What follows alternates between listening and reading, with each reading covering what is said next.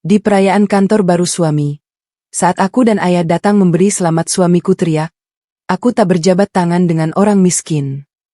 Tapi apa yang ayahku katakan membuat suamiku histeris bahwa di kantor baru suamiku ini, ada sebagian besar saham milik ayahku yang suamiku tak ketahui.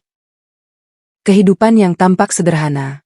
Nadira menjalani hari-harinya dalam rutinitas yang tampak tenang dari luar, seolah hidupnya berjalan di jalur yang sempurna.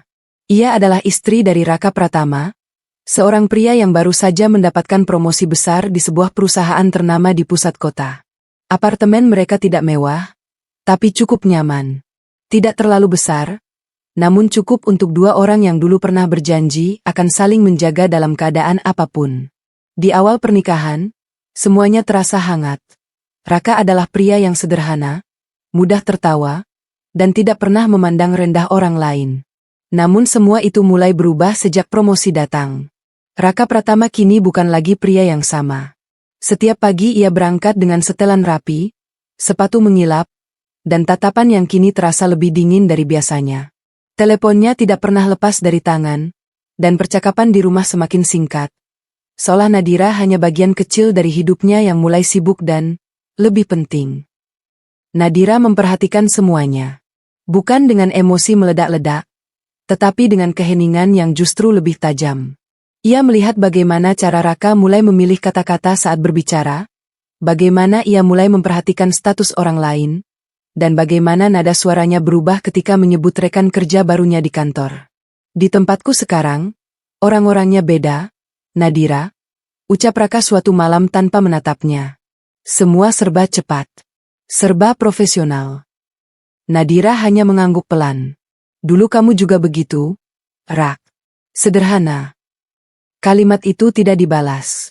Raka hanya tersenyum kecil, tapi bukan senyum yang hangat seperti dulu. Lebih seperti senyum seseorang yang merasa sudah naik satu tingkat lebih tinggi dari masa lalunya. Sejak itu, jarak di antara mereka mulai terasa, meski tinggal dalam satu rumah yang sama. Raka mulai lebih sering pulang larut. Ia jarang bertanya tentang hari Nadira, dan semakin jarang memperhatikan hal-hal kecil yang dulu ia pedulikan. Bahkan saat Nadira menyiapkan makan malam, Raka sering makan sambil menatap layar ponselnya, seolah dunia di sekitarnya tidak lagi cukup menarik. Namun yang paling berubah adalah cara Raka memandang orang lain. Ia mulai berbicara tentang level, tentang lingkungan kerja, tentang standar pergaulan. Kata-kata yang dulu tidak pernah ada dalam kamus hidupnya kini menjadi bagian dari setiap percakapan. Nadira tidak membantah. Ia hanya mengamati. Di balik sikap tenangnya, ada sesuatu yang ia simpan rapat-rapat. Sesuatu tentang keluarganya, tentang ayahnya, tentang dunia yang tidak pernah ia pamerkan kepada siapapun, bahkan kepada Raka sendiri. Karena Nadira tahu, seseorang tidak benar-benar berubah hanya karena naik jabatan. Yang berubah adalah ketika ia mulai merasa dirinya lebih tinggi dari orang lain. Dan Raka Pratama sedang berada di titik itu. Malam itu, saat Raka tertidur lebih cepat dari biasanya karena kelelahan dan kesombongan yang tak ia sadari, Nadira duduk di tepi ranjang, menatap wajah suaminya dalam diam. Bukan dengan cinta yang dulu sama, tapi dengan pertanyaan yang mulai tumbuh pelan di dalam hatinya. Seberapa jauh kamu akan berubah, Raka? Dan jawaban itu belum datang. Janji di awal pernikahan. Dulu, Raka Pratama bukanlah pria yang dikenal dengan tatapan dingin atau kata-kata yang penuh jarak. Dulu, ia adalah seseorang yang sederhana, yang lebih sering tersenyum daripada menghitung derajat status seseorang. Nadira masih mengingat jelas hari ketika mereka pertama kali memutuskan untuk menikah. Hari itu tidak mewah. Tidak ada pesta besar, tidak ada kemewahan yang berlebihan. Hanya dua orang yang duduk berdampingan, saling menggenggam tangan dengan keyakinan yang terasa cukup untuk mengalahkan dunia.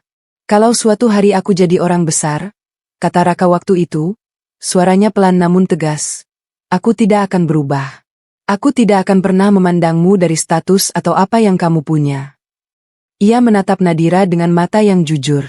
Mata yang saat itu membuat Nadira percaya bahwa janji tidak selalu mudah dilupakan. Aku akan tetap Raka yang sama, lanjutnya, yang kamu kenal dari awal. Nadira tidak banyak bicara saat itu.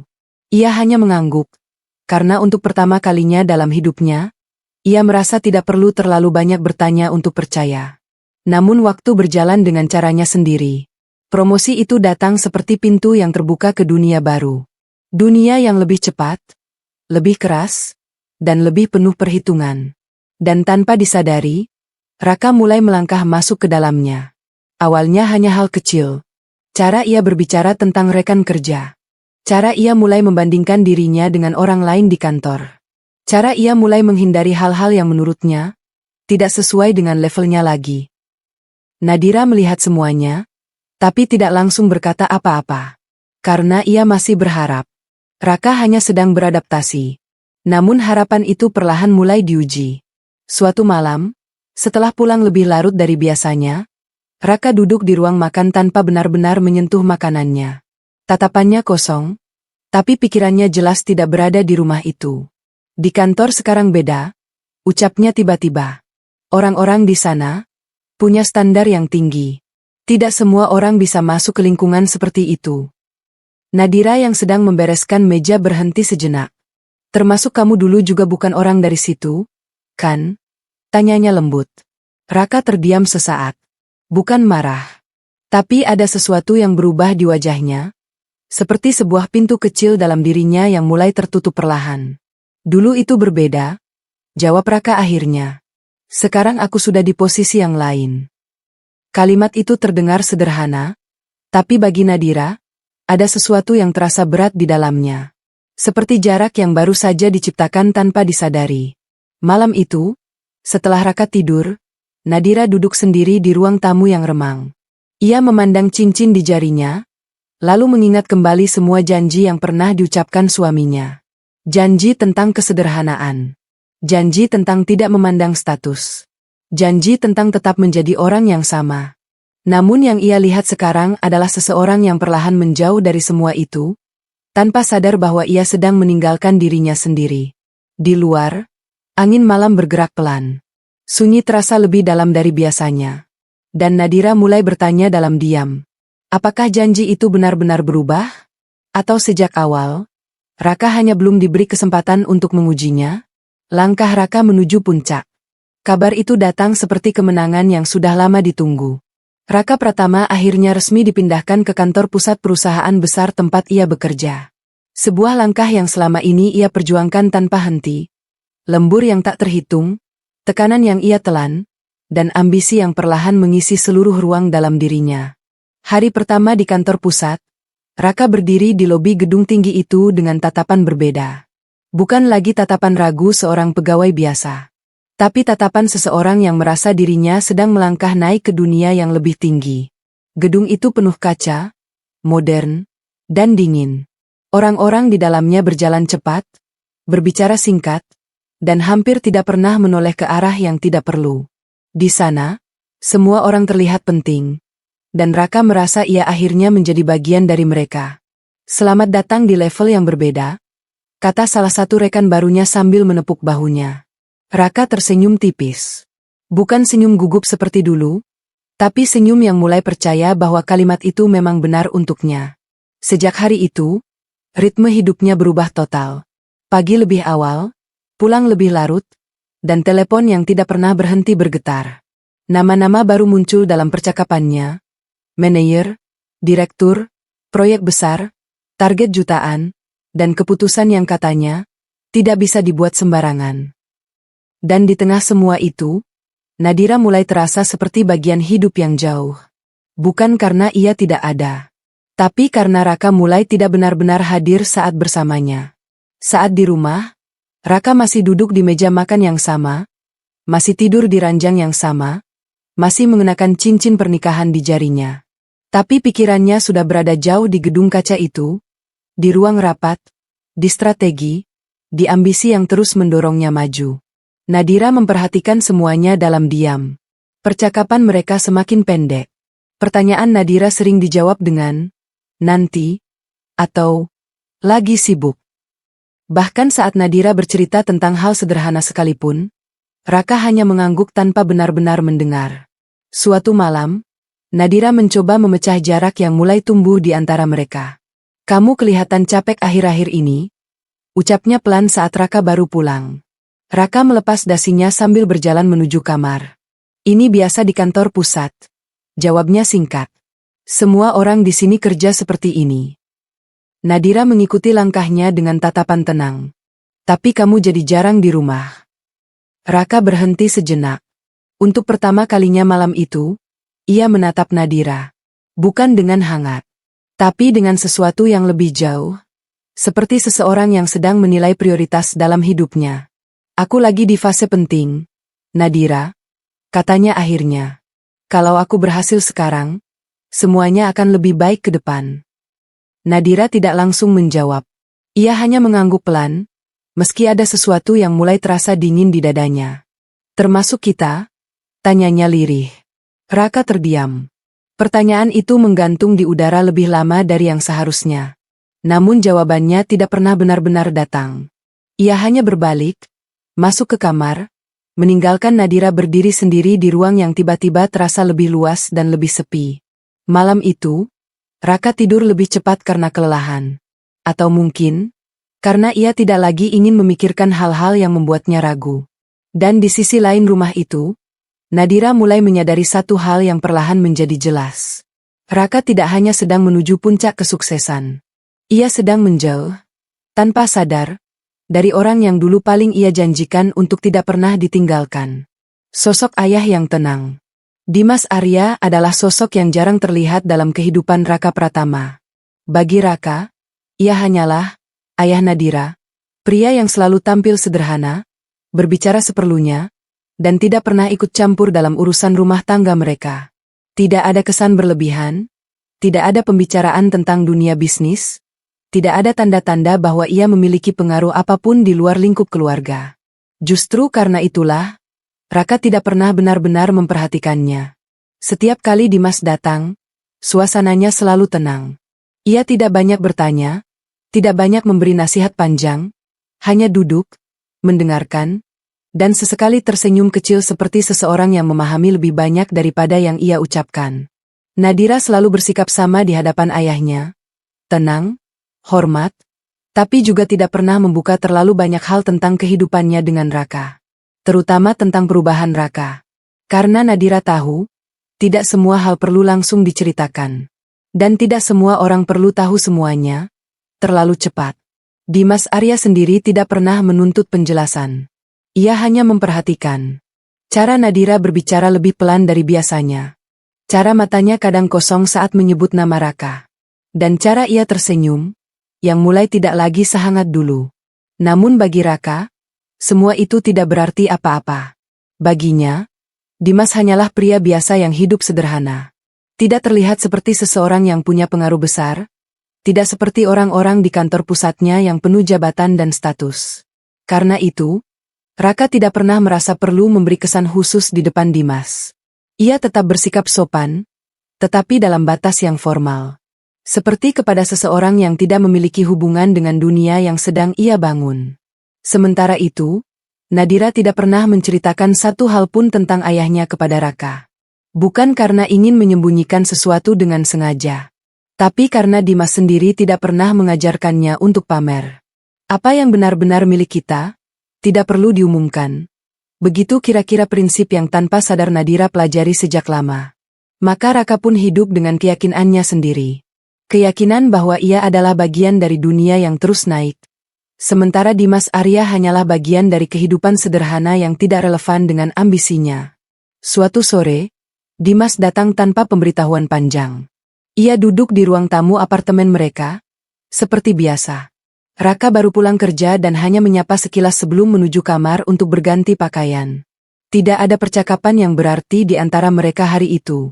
Hanya keheningan yang nyaman bagi satu pihak, dan keheningan yang tidak dipedulikan oleh pihak lain.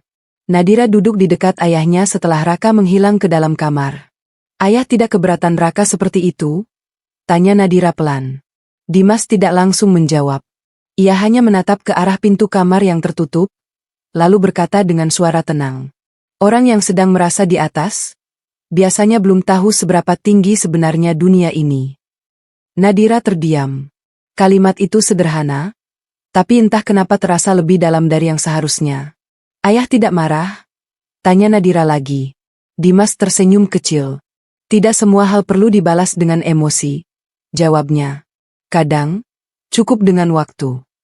Di dalam kamar, Raka tidak tahu bahwa percakapan itu baru saja terjadi. Ia tidak tahu bahwa pria yang ia anggap biasa itu sedang menyimpan sesuatu yang jauh lebih besar dari yang bisa ia bayangkan. Dan ia juga tidak tahu bahwa langkahnya menuju puncak perlahan mulai bersinggungan dengan sesuatu yang selama ini ia anggap tidak penting sama sekali. Lingkungan baru yang penuh ego. Kantor pusat perusahaan itu tidak hanya besar, tetapi juga keras. Di sana, setiap orang datang dengan ambisi masing-masing, dan tidak ada ruang untuk mereka yang ragu. Raka Pratama segera menyadari itu sejak minggu-minggu pertamanya bekerja di gedung kaca yang selalu terasa dingin, bahkan ketika matahari sedang terik di luar. Setiap percakapan adalah strategi. Setiap senyum bisa berarti kepentingan. Dan setiap bantuan, hampir selalu punya harga. Di tengah lingkungan seperti itu, Raka mulai berubah tanpa ia sadari. Ia menjadi lebih berhati-hati dalam berbicara, lebih tajam dalam menilai orang, dan lebih cepat membaca situasi. Ia tidak lagi melihat rekan kerja sebagai teman, tetapi sebagai pesaing atau alat untuk naik lebih tinggi. Dan di antara semua wajah baru itu, ada satu nama yang mulai sering muncul di ruang rapat. Fania Lestari. Fania bukan tipe yang mudah diabaikan. Ia berbicara dengan tenang, tapi selalu tepat sasaran. Ia tersenyum saat diperlukan, namun matanya tidak pernah benar-benar menunjukkan emosi yang tidak ia inginkan untuk terlihat. Ambisinya tidak disembunyikan, justru dipoles dengan rapi agar tampak seperti profesionalisme. Pertemuan pertama mereka terjadi dalam sebuah proyek internal yang cukup penting. Raka dan Fania ditempatkan dalam satu tim untuk menyusun strategi ekspansi divisi. Sejak hari pertama, keduanya langsung terlihat tidak asing dengan tekanan. Data ini harus direvisi, kata Fania sambil menunjuk layar presentasi tanpa menoleh ke Raka. Kalau kita pakai asumsi ini, kita akan kehilangan target kuartal. Raka mengamati sejenak sebelum menjawab. Kalau kita ubah sekarang, timeline bisa mundur. Fania akhirnya menatapnya. Tatapan itu tenang, tapi penuh perhitungan. Kalau kita tidak ubah sekarang, kita yang akan tertinggal.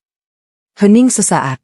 Bukan hening yang canggung, tetapi hening dua orang yang sama-sama tahu mereka tidak sedang berbicara soal angka saja, melainkan soal posisi.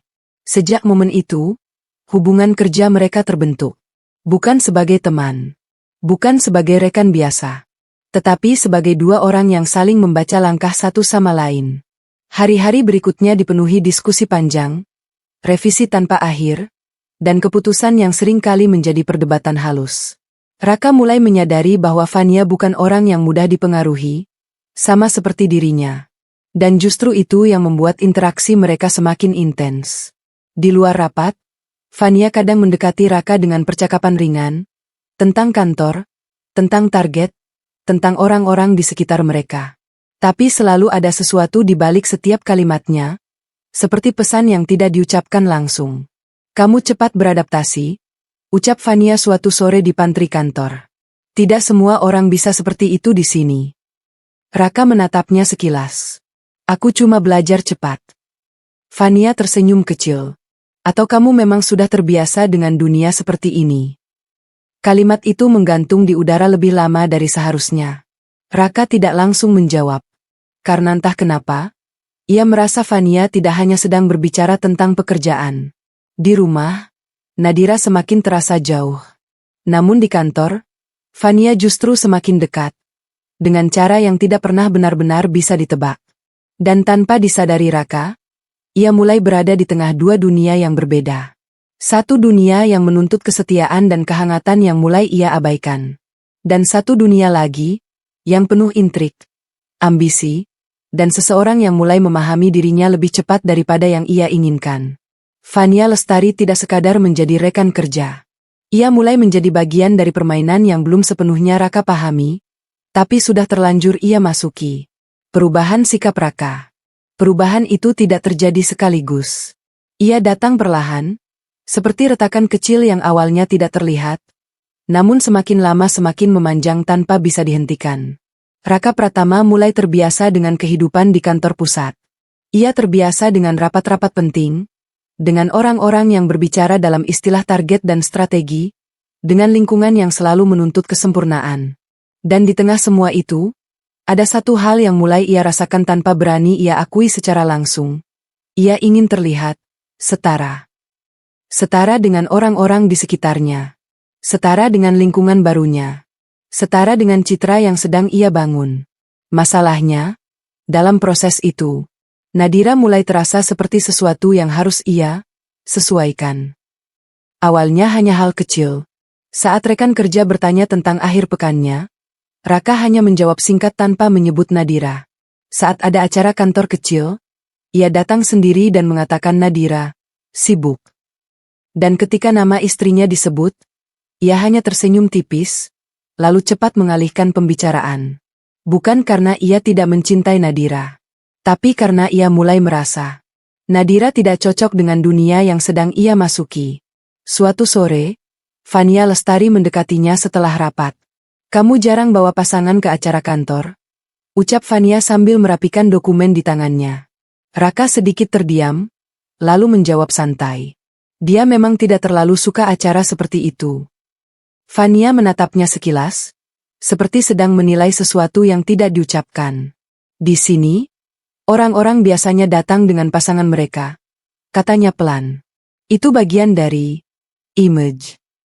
Kata image itu menggantung di kepala Raka lebih lama dari yang seharusnya.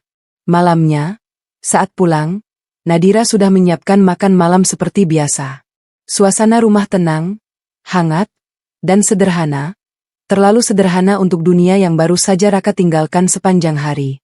"Besok ada gathering kantor," kata Nadira pelan saat mereka makan. "Aku ikut ya?" Raka berhenti sejenak. Sendok di tangannya tidak bergerak. "Tidak usah," jawabnya cepat. Nadira menatapnya. Tidak kaget, tapi jelas memperhatikan perubahan nada itu. "Kenapa?" tanyanya lembut. Raka menarik napas, lalu berkata dengan suara yang lebih terkontrol. "Acara itu lebih ke profesional. Banyak orang penting di sana. Kamu mungkin akan bosan." Hening. Nadira tidak langsung menjawab. Ia hanya menatap Raka, seolah mencoba membaca sesuatu yang dulu tidak pernah ia cari di wajah suaminya. "Dulu kamu tidak pernah bilang seperti itu," ucap Nadira akhirnya. Raka mengalihkan pandangan. "Dulu situasinya beda." Kalimat itu terdengar sederhana, tapi bagi Nadira, itu seperti garis yang perlahan ditarik di antara mereka. Sejak hari itu, Raka mulai lebih hati-hati. Ia tidak lagi menyebut Nadira di depan rekan kerja. Ia tidak lagi membawa topik rumah ke dunia kantornya. Bahkan di beberapa kesempatan, ia mulai membiarkan orang lain berasumsi bahwa hidup pribadinya tidak terlalu terlihat. Bukan karena ia ingin berbohong secara langsung, tapi karena ia ingin menjaga citra yang mulai ia anggap penting. Dan di kantor pusat itu, Fania memperhatikan semuanya dengan sangat tenang. "Di sini memang begitu," ucap Fania suatu hari saat mereka berjalan keluar dari ruang rapat.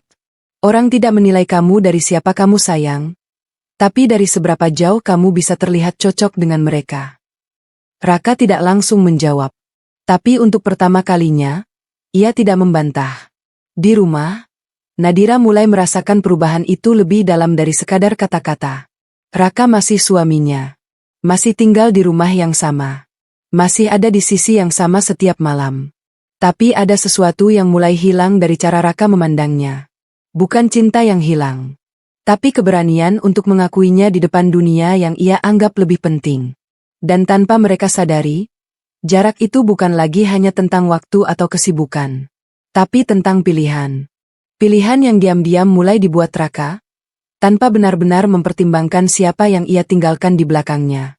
Undangan perayaan kantor baru. Undangan itu datang pada suatu malam ketika Raka baru saja pulang lebih larut dari biasanya. Ia meletakkan jasnya di sofa, membuka ponsel, lalu menyampaikan dengan nada yang terdengar seperti formalitas. "Minggu depan ada perayaan pembukaan kantor baru," kata Raka tanpa menatap Nadira. "Aku harap kamu datang." Nadira yang sedang duduk di meja makan menoleh pelan. "Aku." Raka mengangguk singkat. "Iya. Tapi, datang saja kalau sempat." Kalimat terakhir itu terdengar seperti tambahan yang tidak terlalu penting, namun justru meninggalkan ruang yang tidak nyaman di antara mereka. Nadira tidak langsung menjawab. Ia hanya mengamati Raka yang tampak lebih sibuk dengan ponselnya daripada percakapan itu sendiri. Baik, jawab Nadira akhirnya. Satu kata. Tenang. Tapi tidak sepenuhnya ringan. Hari perayaan itu tiba dengan suasana yang jauh berbeda dari kehidupan sehari-hari Raka. Kantor baru itu tampak lebih mewah dari sebelumnya. Gedung tinggi dengan interior modern, lampu-lampu hangat, dan deretan tamu yang datang dengan pakaian terbaik mereka. Musik lembut mengisi ruangan, sementara gelas-gelas kristal berkilau di bawah cahaya lampu. Raka berdiri di tengah ruangan, mengenakan setelan formal yang membuatnya terlihat semakin berhasil. Ia berbicara dengan beberapa kolega, tertawa kecil di waktu yang tepat, dan sesekali menerima ucapan selamat.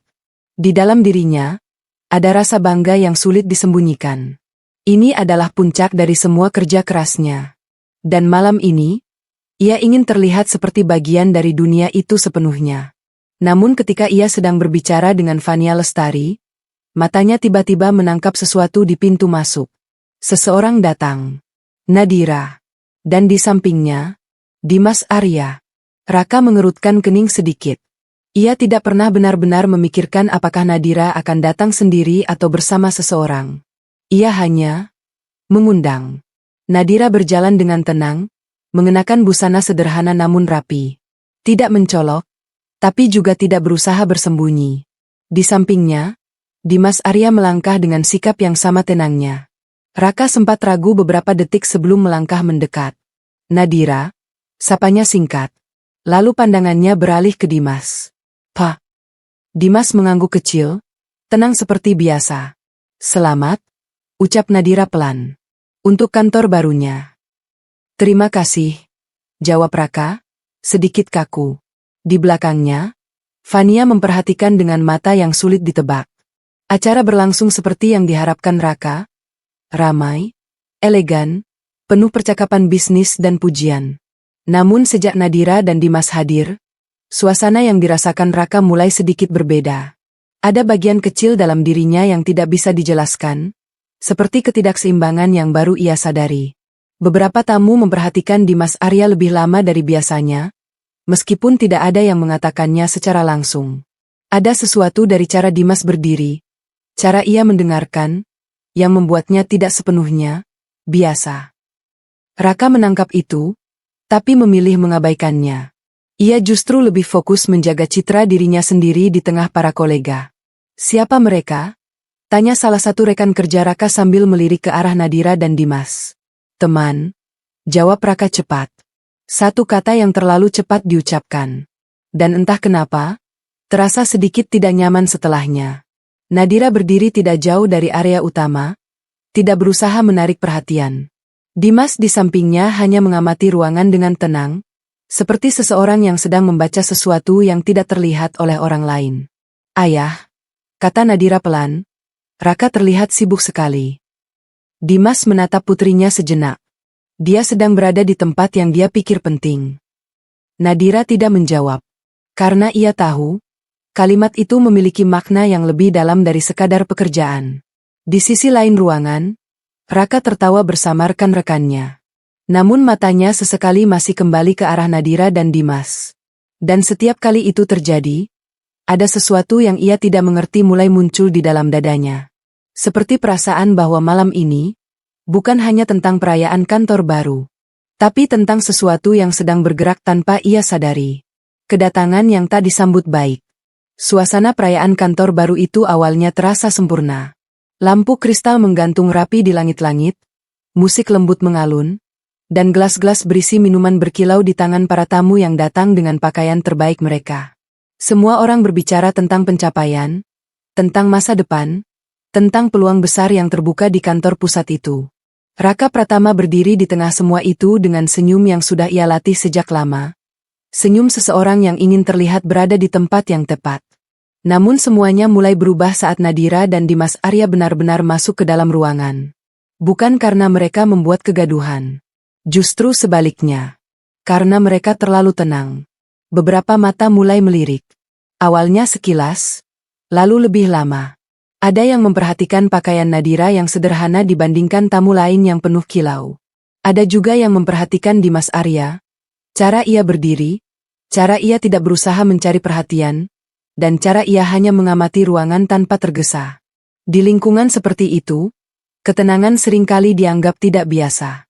Dan ketidakbiasaan seringkali diartikan sebagai tidak selevel. Bisik-bisik kecil mulai terdengar di antara beberapa tamu. Dia siapa? Kayaknya bukan dari kalangan kantor.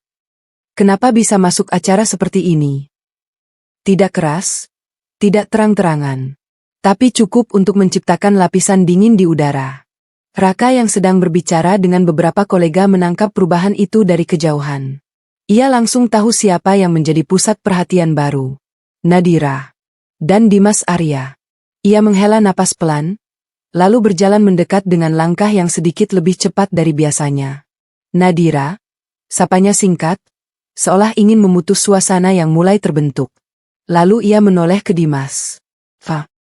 Dimas hanya mengangguk ringan, tidak terganggu sedikit pun.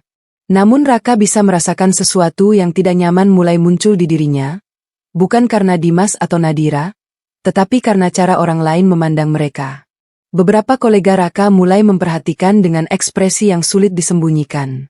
Bukan penasaran yang hangat, tapi penilaian. Salah satu rekan kerja Raka bahkan berbisik pelan kepada temannya, cukup dekat hingga Raka bisa menangkap sebagian kalimatnya. Dia yang baru dipromosi itu, keluarganya.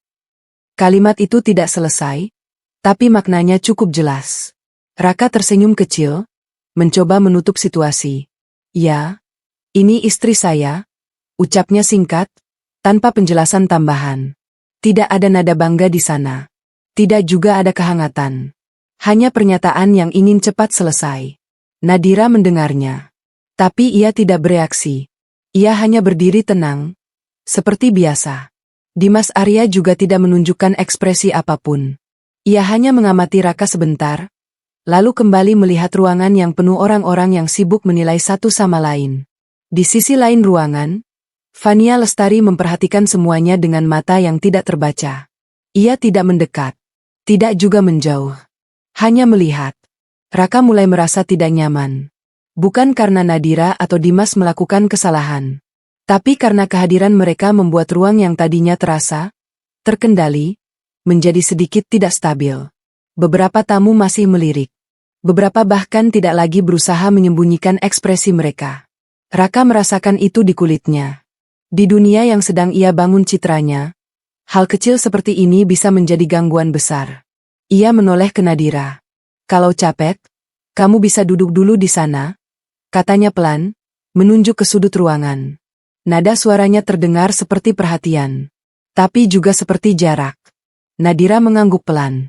Tidak apa-apa. Satu jawaban sederhana. Namun justru semakin mempertegas perbedaan yang mulai terbentuk di antara mereka. Dimas Arya akhirnya berbicara, suaranya tenang seperti biasa. Ramai sekali di sini. Raka tersenyum tipis. Iya, Pak. Banyak kolega. Dimas mengangguk kecil. Terkadang, ucapnya pelan, orang lebih sibuk menjaga penampilan daripada memahami siapa yang ada di sekitarnya. Kalimat itu terdengar ringan. Tapi untuk Raka, entah kenapa, terasa seperti menempel lebih lama dari seharusnya. Ia tidak menjawab. Hanya mengalihkan pandangan ke arah lain, kembali ke dunia yang sedang ia coba jaga agar tetap terlihat sempurna. Namun malam itu, di tengah lampu yang terang dan senyum yang dipaksakan, Raka mulai menyadari sesuatu yang mengganggu pikirannya sejak Nadira dan Dimas datang. Bukan mereka yang tidak cocok dengan ruangan ini. Tapi mungkin, cara ia melihat mereka yang mulai berubah. Dan itu membuatnya tidak nyaman dengan dirinya sendiri. Kalimat yang menjatuhkan harga diri. Suasana perayaan kantor baru itu semula berjalan seperti biasa. Hangat, penuh tawa kecil, dan percakapan ringan yang dipoles dengan kesan profesional. Musik lembut masih mengalun di latar belakang, gelas-gelas masih beradu pelan, dan para tamu masih sibuk menjaga citra masing-masing. Namun di tengah semua itu, ada sesuatu yang mulai bergeser. Raka Pratama berdiri di dekat kelompok koleganya, berusaha tetap terlihat percaya diri. Ia tertawa kecil pada lelucon yang sebenarnya tidak terlalu ia dengarkan, mengangguk pada percakapan yang sebagian pikirannya sudah tidak lagi fokus. Karena di sisi lain ruangan, Nadira dan Dimas Arya masih berada di sana. Dan entah kenapa, keberadaan mereka malam itu terasa semakin menyentuh batas. Bagi Raka, bukan karena mereka melakukan sesuatu yang salah, tetapi karena cara orang lain memandang mereka. Beberapa tatapan masih tertuju ke arah Nadira dan Dimas. Bukan lagi sekadar penasaran, tetapi penilaian yang diam-diam membentuk jarak. Raka merasakannya. Dan perasaan itu mulai mengganggu egonya. Fania Lestari yang berdiri tidak jauh darinya memperhatikan perubahan ekspresi Raka dengan tenang. Ia tidak berkata apa-apa, hanya menunggu, seperti seseorang yang tahu arah percakapan sebelum kalimat pertama diucapkan. Raka menarik napas pelan. Lalu sesuatu dalam dirinya seperti terdorong. Bukan oleh satu kejadian, tetapi oleh akumulasi tekanan, citra, dan rasa ingin diakui di lingkungan barunya. Ia melangkah satu langkah ke depan, lalu berhenti. Semua orang di sekitarnya perlahan mulai memperhatikan. Raka menatap ke arah Nadira dan Dimas Arya. Ruangan mulai terasa lebih sunyi, meskipun musik masih terdengar. Dan dalam satu detik yang terlalu cepat untuk dihentikan, Raka membuka suara, lebih keras dari yang seharusnya, lebih tajam dari yang pernah ia gunakan kepada Nadira sebelumnya. Aku tak akan berjabat tangan dengan orang miskin. Kalimat itu meledak di tengah ruangan. Dan seketika, semua suara berhenti. Gelak tawa yang tadi ada menghilang. Percakapan yang berlangsung terputus di tengah kalimat. Bahkan musik yang masih mengalun terasa seperti latar yang tidak lagi relevan. Hening. Bukan hening biasa. Tapi hening yang menekan. Beberapa tamu saling berpandangan, tidak percaya dengan apa yang baru saja mereka dengar. Beberapa lainnya menatap Raka dengan ekspresi berubah dari netral menjadi dingin. Nadira tidak bergerak. Ia hanya berdiri di tempatnya, menatap Raka dengan mata yang tenang, terlalu tenang untuk seseorang yang baru saja dihina di depan banyak orang. Dimas Arya juga tidak langsung bereaksi. Ia hanya menatap Raka. Lama. Seolah sedang melihat sesuatu yang bukan sekadar emosi sesaat, tetapi sebuah keputusan yang akan memiliki konsekuensi jauh lebih besar daripada yang Raka sadari. Raka sendiri baru menyadari apa yang telah ia ucapkan setelah kata terakhir itu menggantung di udara. Namun saat itu, sudah terlambat untuk menariknya kembali. Di sudut ruangan, Fania Lestari tetap diam. Tapi matanya sedikit menyipit. Bukan terkejut. Lebih seperti menilai. Dan di tengah ruangan yang membeku itu, Raka Pratama untuk pertama kalinya malam itu tidak terlihat seperti seseorang yang sedang berada di puncak. Melainkan seseorang yang baru saja tanpa sadar, menjatuhkan dirinya sendiri di hadapan semua orang yang ia anggap penting. Nadira terdiam. Hening di ruangan itu belum juga pecah. Kalimat Raka Pratama masih menggantung di udara, seperti sesuatu yang tidak ingin jatuh ke tanah karena terlalu berat untuk diterima siapapun yang mendengarnya. Aku tak akan berjabat tangan dengan orang miskin.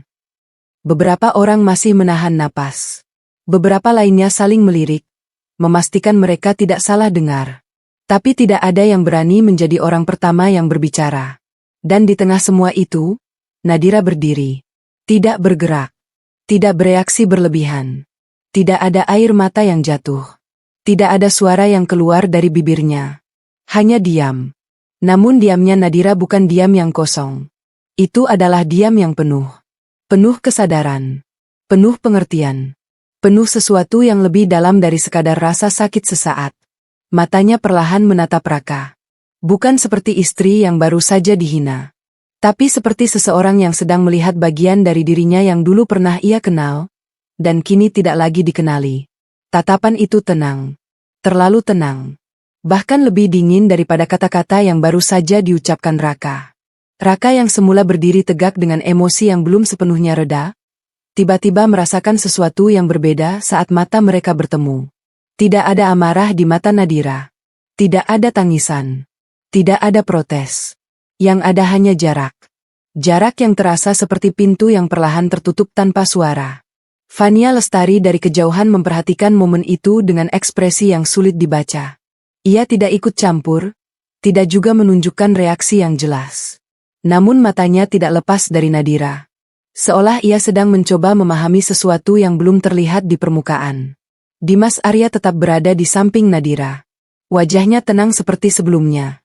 Namun ada perubahan kecil di sorot matanya, bukan kemarahan, bukan juga keterkejutan. Lebih seperti keputusan yang belum diucapkan. Nadira akhirnya menghela napas pelan. Sangat pelan. Seolah ia sedang menurunkan sesuatu di dalam dirinya, bukan di ruangan itu. Lalu ia berkata dengan suara yang hampir tidak meninggi, namun cukup jelas untuk memotong keheningan. Kalau itu yang kamu pikirkan tentang orang lain. Ia berhenti sejenak. Matanya masih menatap Raka. Berarti kamu juga sedang berbicara tentang dirimu sendiri. Kalimat itu tidak keras. Tidak menusuk dengan emosi. Tapi justru karena itu, terasa lebih dalam. Raka terdiam. Untuk pertama kalinya sejak ia berdiri di ruangan itu, ia tidak punya jawaban. Nadira tidak menunggu respon. Ia tidak menuntut klarifikasi. Ia hanya menatap satu kali lagi, seolah memastikan bahwa apa yang ia lihat benar-benar nyata, lalu perlahan mengalihkan pandangannya. Seperti seseorang yang sudah selesai memahami sesuatu. Bukan untuk diperbaiki, tapi untuk diterima sebagai kenyataan. Dan di saat itu, Raka mulai merasakan sesuatu yang belum pernah ia rasakan sebelumnya. Bukan hanya suasana yang membeku, tapi dirinya sendiri, yang perlahan kehilangan tempatnya di dalam pandangan orang yang paling dulu percaya padanya. Senyum tenang Dimas Arya. Suasana ruangan masih belum pulih sepenuhnya. Kata-kata Raka Pratama sebelumnya masih menggantung seperti bayangan yang menolak menghilang. Beberapa tamu masih berdiri canggung, sebagian lain berpura-pura kembali pada percakapan mereka, meski jelas perhatian mereka belum benar-benar lepas dari pusat kejadian. Di tengah kekacauan diam itu, Dimas Arya tetap berdiri seperti sebelumnya. Tenang. Tidak bergeser. Tidak menunjukkan tanda-tanda tergesa. Seolah seluruh peristiwa barusan tidak cukup kuat untuk mengubah ritme napasnya. Nadira berdiri di sampingnya, masih diam. Wajahnya tenang, tapi matanya menyimpan sesuatu yang tidak lagi ingin ia sembunyikan. Raka masih berada tidak jauh dari sana. Tatapannya sesekali bergerak, tapi tidak lagi sekuat sebelumnya. Ada sesuatu dalam dirinya yang mulai retak. Bukan karena orang-orang di ruangan itu, tetapi karena satu hal yang tidak ia duga, diamnya Nadira. Dan di tengah semua itu, Dimas akhirnya bergerak sedikit. Bukan langkah besar. Hanya perubahan kecil pada ekspresi wajahnya. Ia tersenyum. Senyum itu tidak lebar. Tidak juga hangat seperti senyum yang mencoba meredakan suasana. Senyum itu kecil, tenang, dan nyaris tidak mencolok. Namun justru karena itu, ia terasa berbeda. Seperti senyum seseorang yang tidak sedang bereaksi terhadap apa yang terjadi, tetapi sedang memahami sesuatu yang lebih jauh dari momen saat ini. Beberapa detik berlalu. Dimas memandang ke arah Raka. Bukan dengan tatapan tajam. Bukan juga dengan kemarahan. Hanya pandangan lurus yang tenang, seolah ia sedang melihat hasil dari sesuatu yang sudah lama ia ketahui akan terjadi. Raka menangkap itu. Dan untuk pertama kalinya malam itu, ia merasa tidak sedang dilihat sebagai orang penting. Melainkan sebagai seseorang yang sedang diuji, tanpa ia sadari.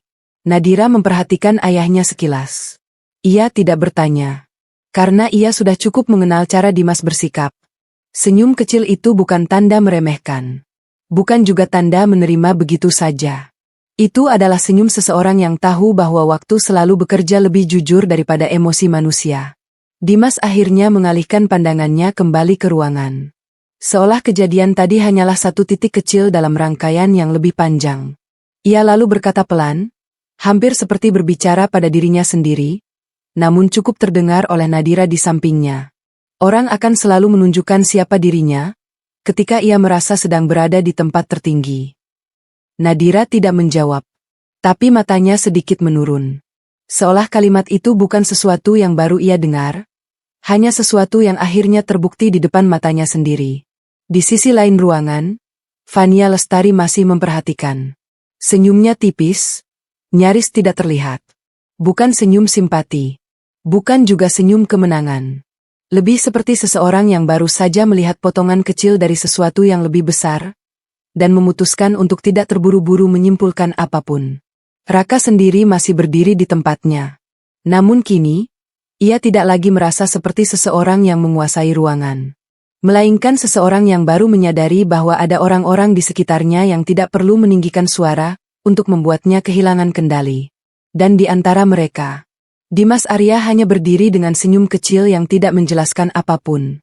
Tapi menyimpan terlalu banyak arti untuk diabaikan. Fania menambah api. Suasana yang sempat membeku perlahan mulai bergerak lagi, tapi tidak pernah benar-benar kembali seperti semula. Beberapa tamu masih sesekali melirik ke arah Raka Pratama, Nadira, dan Dimas Arya. Percakapan mulai terdengar lagi, namun nada di dalamnya sudah berbeda, lebih hati-hati, lebih penuh perhitungan, seolah semua orang baru saja menyaksikan sesuatu yang tidak boleh diulang. Raka berdiri di tengah itu semua, mencoba mengembalikan citranya. Ia tertawa kecil pada salah satu kolega yang menyapanya, mengangguk di waktu yang tepat, dan berusaha terlihat seperti tidak ada yang benar-benar terjadi beberapa menit sebelumnya. Namun di dalam dirinya, ada kegelisahan yang belum selesai.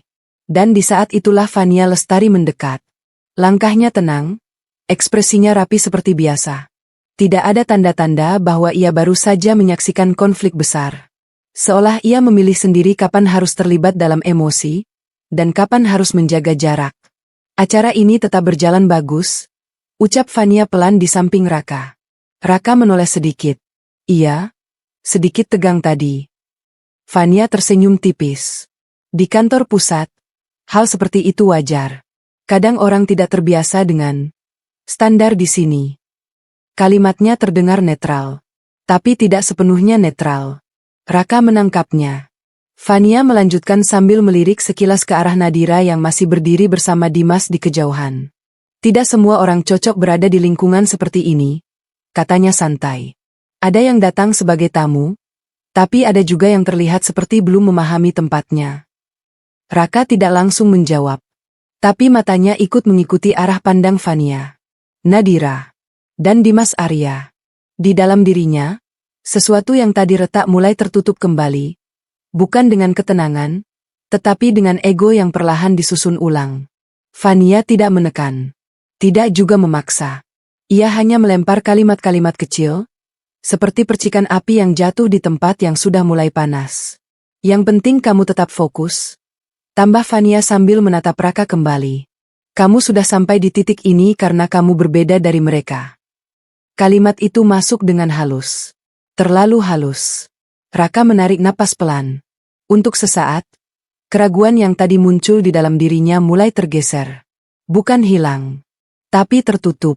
Digantikan oleh sesuatu yang lebih familiar, rasa ingin membuktikan diri. Ia menegakkan posturnya sedikit, lalu mengangguk kecil. Iya, jawabnya singkat.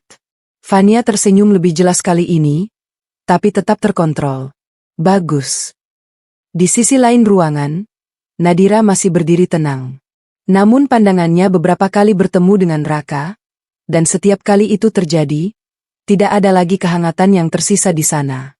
Hanya jarak. Dimas Arya memperhatikan semuanya tanpa berubah ekspresi.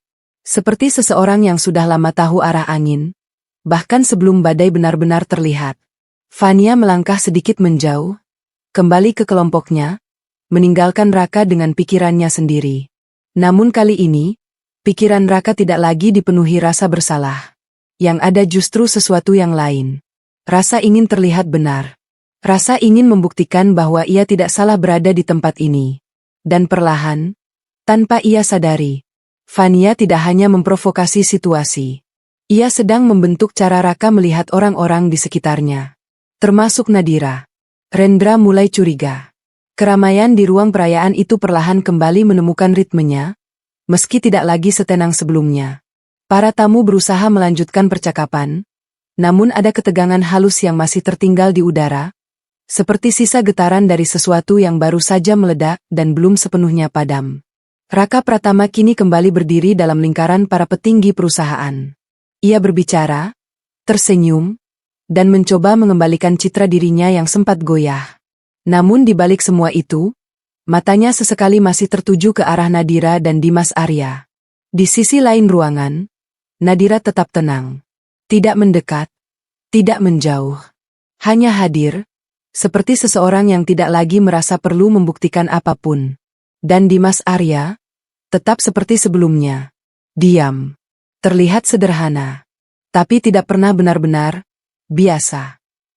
Di tengah semua itu, Direktur Rendra Wijaya berdiri tidak jauh dari area utama acara. Ia sejak tadi tidak banyak berbicara, lebih banyak mengamati daripada terlibat. Dan malam ini, perhatiannya tidak sepenuhnya berada pada Raka.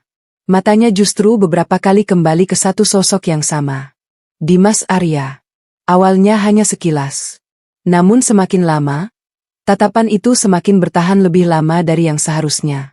Rendra tidak menunjukkan ekspresi berlebihan. Wajahnya tetap tenang seperti seorang direktur yang terbiasa mengendalikan situasi. Tetapi di balik ketenangan itu, pikirannya mulai bekerja lebih cepat. Tidak mungkin, gumamnya pelan, hampir tidak terdengar oleh siapapun di sekitarnya. Ia mengambil segelas minuman, lalu melangkah perlahan mendekat ke arah Dimas. Bukan dengan tergesa, tapi dengan kehati-hatian seseorang yang sedang memastikan ingatannya sendiri. Dimas sedang berdiri bersama Nadira saat itu. Keduanya tampak tenang, tidak mencari perhatian. Rendra berhenti beberapa langkah dari mereka. "Permisi," ucapnya sopan. Dimas menoleh. Tatapan mereka bertemu. Hening sejenak. Rendra mengamati wajah itu lebih detail. Cara berdiri, cara memandang, bahkan cara Dimas tidak bereaksi terhadap suasana sekitar. Ada sesuatu yang familiar. Sangat familiar. "Maaf," lanjut Rendra dengan nada lebih hati-hati. "Apakah kita pernah bertemu sebelumnya?" Dimas tidak langsung menjawab. Ia hanya menatap Rendra dengan tenang, seperti sedang menunggu bukan pertanyaan, tetapi kesimpulan. Nadira melirik ayahnya sekilas, namun tetap diam. Beberapa detik berlalu sebelum Dimas akhirnya menjawab dengan suara datar namun sopan. "Mungkin pernah," katanya singkat. Jawaban itu justru membuat Rendra semakin yakin bahwa ini bukan pertemuan biasa. Ia tersenyum kecil, tapi kali ini bukan senyum basa-basi. Lebih seperti senyum seseorang yang baru menghubungkan potongan ingatan yang lama tertinggal. "Nama Anda?" "Dimas Arya, benar?" tanya Rendra pelan. Dimas mengangguk. Dan pada momen itu, perubahan kecil terlihat di wajah Rendra. Bukan keterkejutan yang meledak, tapi kesadaran yang perlahan menguat. Ia menatap Dimas lebih lama dari sebelumnya, lalu tanpa sadar melirik ke arah Raka Pratama yang masih berada di sisi lain ruangan. Seketika, ekspresinya menjadi lebih serius. Seolah dua dunia yang sebelumnya terpisah mulai bertemu di kepalanya. "Jadi ini," Rendra berhenti sejenak, suaranya menurun. "Benar-benar Anda?" Dimas tetap tenang. Tidak mengiyakan berlebihan. Tidak juga membantah. Hanya diam yang stabil. Namun justru disitulah Rendra mulai merasa ada sesuatu yang tidak sederhana sedang terjadi malam ini. Ia menarik napas pelan, lalu melangkah sedikit mundur. Matanya kembali bergerak antara Dimas dan Raka. Dan untuk pertama kalinya sejak acara dimulai, Direktur Rendra tidak lagi melihat ini sebagai sekadar perayaan kantor. Tapi sebagai sesuatu yang jauh lebih besar. Sesuatu yang mungkin, selama ini berada di bawah permukaan tanpa disadari siapapun. Percakapan rahasia di sudut ruangan. Suasana di dalam ruang perayaan masih ramai, tetapi ada bagian-bagian tertentu yang terasa terpisah dari keramaian itu. Sudut ruangan dekat jendela besar menjadi salah satu tempat yang lebih tenang, jauh dari pusat percakapan dan sorot lampu utama. Di sanalah orang-orang penting biasanya berbicara tanpa terlalu diperhatikan, membahas hal-hal yang tidak untuk semua telinga. Dan kesanalah Direktur Rendra Wijaya melangkah. Langkahnya tenang, tapi tidak lagi santai seperti sebelumnya. Ada ketegasan baru dalam cara ia bergerak, seolah pikirannya sudah sampai lebih dulu daripada tubuhnya. Dimas Arya berdiri tidak jauh dari jendela, seperti sedang mengamati kota di luar yang penuh cahaya. Nadira berada sedikit di dekatnya, namun Rendra tidak langsung memulai percakapan di hadapan Nadira. Ia berhenti sejenak, lalu menundukkan sedikit kepalanya dengan sopan. "Boleh saya bicara sebentar?" tanya Rendra. Dimas menoleh. Tatapannya tetap tenang. "Silakan," jawabnya singkat. Nadira memandang ayahnya sekilas, lalu memilih mundur setengah langkah, memberi ruang tanpa bertanya apapun. Rendra melirik sekeliling sebentar, memastikan tidak terlalu banyak perhatian tertuju ke arah mereka. Lalu ia mengambil posisi lebih dekat, namun tetap menjaga jarak formal. Untuk beberapa detik, Tidak ada yang berbicara. Hanya suara musik yang samar dari kejauhan dan gemuruh percakapan yang terdengar seperti latar belakang yang jauh. Rendra akhirnya membuka suara, kali ini lebih rendah dari sebelumnya. Maaf jika ini terdengar tiba-tiba, katanya hati-hati. Tapi saya yakin saya tidak salah orang. Dimas tidak bereaksi. Ia hanya menatap Rendra, menunggu. Rendra melanjutkan, Anda dulu pernah terlibat dalam struktur kepemilikan beberapa proyek besar di luar negeri, jika saya tidak salah ingat. Kalimat itu tidak diucapkan dengan keras. Namun cukup untuk mengubah udara di sekitar mereka menjadi lebih berat. Dimas tetap tenang. Tidak mengiyakan. Tidak membantah. Hanya diam yang sangat terkontrol. Rendra menatapnya lebih tajam sekarang, namun masih menjaga nada hormat. Nama Anda jarang muncul di publik. Lanjutnya pelan. Tapi orang-orang di level tertentu masih mengenal Anda. Senyum tipis sempat muncul di wajah Dimas. Bukan senyum bangga, bukan juga penyangkalan. Lebih seperti senyum seseorang yang tidak terkejut bahwa masa lalunya akhirnya ditemukan kembali. Sudah lama saya tidak ikut di hal-hal seperti itu, jawab Dimas akhirnya. Suaranya datar, tenang, seolah membicarakan sesuatu yang sudah selesai. Rendra mengangguk pelan, tapi ekspresinya semakin serius. Kalau Anda benar orang yang saya pikirkan, ia berhenti sejenak, memilih kata dengan hati-hati, maka malam ini bisa menjadi sangat berbeda dari yang dipikirkan banyak orang di ruangan itu.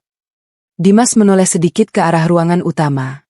Di kejauhan, Raka masih terlihat berdiri bersama beberapa kolega, berusaha menjaga citra yang tadi sempat retak. Orang sering terlalu cepat menyimpulkan sesuatu, kata Dimas pelan. Rendra menatapnya. Termasuk saya? Tanyanya singkat. Dimas akhirnya menatap Rendra langsung. Termasuk siapapun. Jawabnya tenang. Hening kembali terjadi. Namun kali ini, hening itu bukan kosong. Melainkan penuh dengan sesuatu yang belum diucapkan. Rendra menarik napas pelan, lalu sedikit menurunkan suaranya lagi. Saya tidak tahu apa yang sedang terjadi antara Anda, putri Anda, dan Raka Pratama, katanya jujur. Tapi saya mulai merasa, ini bukan sekadar konflik pribadi. Dimas tidak langsung menjawab. Ia hanya mengalihkan pandangannya kembali ke ruangan utama, ke arah Raka yang tidak menyadari bahwa dirinya sedang diperhatikan bukan hanya oleh orang biasa, tapi oleh seseorang yang mulai memahami bahwa malam ini bukan sekadar perayaan kantor baru, melainkan awal dari sesuatu yang jauh lebih besar, dan jauh lebih tidak bisa dibalikkan. Identitas yang disembunyikan. Percakapan di sudut ruangan itu belum benar-benar selesai, namun dampaknya sudah mulai menyebar dalam diam. Direktur Rendra Wijaya berdiri beberapa langkah dari Dimas Arya, wajahnya masih serius, seperti seseorang yang baru saja memastikan sebuah kebenaran yang selama ini hanya berupa dugaan. Di sisi lain, Nadira tetap berada di dekat ayahnya. Ia tidak memotong percakapan, tidak pula menunjukkan keterkejutan. Namun matanya memperhatikan setiap perubahan kecil dalam ekspresi Rendra. Sementara itu, Dimas Arya tetap tenang. Terlalu tenang untuk seseorang yang sedang dibicarakan seolah menyimpan sesuatu yang besar. Rendra akhirnya menghela napas pelan. Kalau memang benar Anda yang saya pikirkan, suaranya turun, lebih hati-hati dari sebelumnya, maka Anda bukan sekadar orang luar yang kebetulan hadir di acara ini. Dimas menatapnya singkat. Rendra melanjutkan, Anda adalah salah satu pemegang saham awal di struktur lama perusahaan ini, sebelum restrukturisasi besar beberapa tahun lalu. Kalimat itu jatuh pelan. Namun efeknya tidak pelan sama sekali. Udara di sekitar mereka terasa berubah. Nadira menoleh sedikit ke arah ayahnya, bukan karena tidak percaya, tapi karena ini adalah sesuatu yang jarang ia lihat dibicarakan secara terbuka di hadapannya. Namun wajah Dimas tetap tidak berubah. Tidak ada kebanggaan yang ditunjukkan. Tidak ada penyangkalan. Ia hanya diam sesaat, lalu berkata dengan suara tenang, "Itu sudah lama." Rendra tidak langsung merespons. Ia justru mengamati lebih dalam, seperti mencoba menyusun ulang semua informasi yang selama ini ia miliki tentang perusahaan dan orang-orang di dalamnya. Jadi benar, gumam Rendra pelan. Anda masih memiliki saham aktif di sini. Dimas tidak membenarkan dengan kata-kata panjang. Ia hanya mengangguk kecil, Satu gerakan sederhana yang cukup untuk mengubah makna seluruh malam ini. Di kejauhan, Raka Pratama masih berada di tengah keramaian, tidak menyadari bahwa di sudut ruangan, statusnya dalam perusahaan yang sama sedang berubah makna di mata orang-orang penting. Rendra mengusap pelan bagian samping gelasnya, lalu menatap ke arah ruangan utama. Kami tidak pernah mengumumkan detail struktur pemegang saham lama secara terbuka, katanya pelan, lebih seperti berbicara pada dirinya sendiri. Tapi orang-orang di level direksi masih tahu beberapa nama. Ia menoleh kembali ke Dimas. Nama Anda termasuk yang tidak pernah benar-benar hilang dari catatan internal. Keheningan kembali muncul. Namun kali ini, keheningan itu membawa berat yang berbeda. Bukan lagi sekadar rasa canggung sosial, tapi kesadaran bahwa seseorang yang selama ini terlihat tidak penting di mata sebagian orang, ternyata memiliki posisi yang jauh lebih dalam dari yang bisa ditebak. Nadira menatap ayahnya. Tetap diam. Namun ada kilatan kecil di matanya, bukan keterkejutan, melainkan pemahaman yang akhirnya menemukan tempatnya. Dimas akhirnya berbicara lagi, suaranya tetap datar. Saya tidak datang untuk urusan perusahaan malam ini. Rendra mengangguk cepat, memahami batas yang sedang ditarik. Tentu, jawabnya. Saya mengerti. Namun meski begitu, pandangan Rendra sesekali masih kembali ke arah ruangan utama. Ke arah Raka Pratama. Dan untuk pertama kalinya, ia melihat situasi ini bukan lagi sebagai insiden di sebuah acara kantor, melainkan sebagai titik awal dari sesuatu yang struktur kekuatannya belum sepenuhnya ia pahami. Sementara itu, Dimas Arya kembali menatap ke depan. Tenang. Seolah semua yang baru saja terungkap, bukan sesuatu yang baru baginya. Hanya sesuatu yang akhirnya diketahui orang lain. Raka tidak percaya. Di tengah gemerlap lampu dan suara percakapan yang kembali menghangat, Raka Pratama berdiri dengan keyakinan yang belum goyah sedikit pun. Baginya, malam itu masih berada di bawah kendalinya. Ucapan kerasnya tadi, yang sempat membuat ruangan membeku, sudah mulai ia anggap sebagai sesuatu yang wajar dalam dunia bisnis. Reaksi orang-orang di sekitarnya perlahan kembali normal. Bahkan beberapa tamu mulai kembali tersenyum seolah tidak terjadi apa-apa. Raka menyesap minumannya pelan, lalu melirik ke arah Nadira dan Dimas Arya yang masih berada di sudut ruangan. Senyum kecil muncul di sudut bibirnya. Jadi itu ayahmu? Gumamnya pelan, lebih seperti ejekan untuk dirinya sendiri. Ia tertawa kecil. Bukan tertawa terkejut, melainkan tertawa meremehkan. Lucu juga, katanya pada Fania Lestari yang berdiri di sampingnya. Tadi Rendra kelihatannya seperti ketakutan sendiri cuma karena ngobrol sebentar dengan orang tua biasa. Fania tersenyum tipis, mengikuti alur yang Raka inginkan. Kadang orang suka melebih-lebihkan sesuatu yang tidak penting, jawab Fania halus. Raka mengangguk puas, seolah itu adalah konfirmasi yang ia butuhkan. Matanya kembali menatap ke arah sudut ruangan. Dimas Arya masih berdiri tenang. Nadira di dekatnya. Dan Direktur Rendra Wijaya masih terlihat sesekali melirik ke arah mereka, meski Raka mengabaikannya. Kalau dia benar orang penting, Raka kembali berbicara pelan. Aku pasti sudah pernah dengar namanya. Ia tertawa lagi, kali ini sedikit lebih keras, namun masih dalam batas yang terdengar oleh orang di dekatnya. Di dunia ini, lanjut Raka dengan nada percaya diri, tidak ada orang besar yang bisa sembunyi selamanya.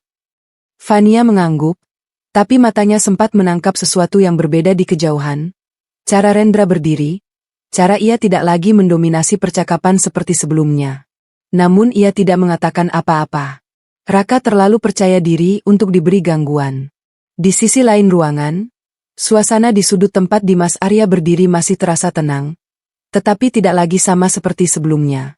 Ada perubahan kecil dalam cara beberapa orang mulai memperhatikan ke arah itu. Bukan karena keramaian, melainkan karena rasa ingin tahu yang mulai tumbuh. Namun Raka tidak melihat itu sebagai sesuatu yang penting. Ia justru melangkah beberapa langkah lebih dekat ke kelompok rekan bisnisnya, mengangkat gelasnya sedikit. Malam ini sukses, katanya dengan nada puas. Kita resmi punya kantor baru, dan kita akan jadi pemain besar di sini. Beberapa orang mengangguk, sebagian mengikuti arus. Raka tersenyum lebar, merasa seluruh ruangan masih berada dalam orbitnya. Ia bahkan tidak sedikit pun merasa terganggu oleh ingatan tentang ucapan Direktur Rendra beberapa saat lalu. Baginya, itu hanya percakapan biasa yang terlalu dibesar-besarkan. Di kepalanya, tidak ada ruang untuk kemungkinan lain. Tidak ada ruang untuk keraguan. Apalagi untuk mengakui bahwa seseorang di sudut ruangan itu, mungkin bukan orang biasa. Raka menatap sekali lagi ke arah Dimas Arya. Lalu dengan tenang, ia berkata dalam hati. Orang seperti dia tidak mungkin punya pengaruh di sini. Dan dengan keyakinan itu, ia kembali tenggelam dalam euforia malam perayaan, tanpa menyadari bahwa fondasi keyakinannya perlahan mulai bergeser, sedikit demi sedikit, tanpa suara. Dokumen yang membungkam ruangan. Suasana perayaan masih berjalan, tetapi ada sesuatu yang berubah di dalam ritmenya. Percakapan tidak lagi mengalir sebebas sebelumnya. Beberapa orang mulai saling melirik, seolah menunggu sesuatu yang belum mereka pahami. Bahkan musik latar terasa seperti tidak lagi menjadi pusat perhatian. Di tengah ruangan itu, Direktur Rendra Wijaya berdiri dengan ekspresi yang kini jauh lebih tegas dibanding beberapa menit lalu. Ia tidak lagi sekadar mengamati. Ia mengambil keputusan. Rendra mengangkat tangannya sedikit, memberi isyarat kepada salah satu staf yang berdiri tidak jauh dari meja utama. Panggil bagian legal sekarang, ucapnya singkat. Staf itu mengangguk cepat, lalu bergegas pergi. Beberapa tamu mulai memperhatikan. Ada rasa penasaran yang perlahan berubah menjadi ketegangan halus. Raka Pratama yang masih berada di tengah kelompoknya mengernyit. Kenapa jadi serius begini? Gumamnya pelan, lebih kepada dirinya sendiri.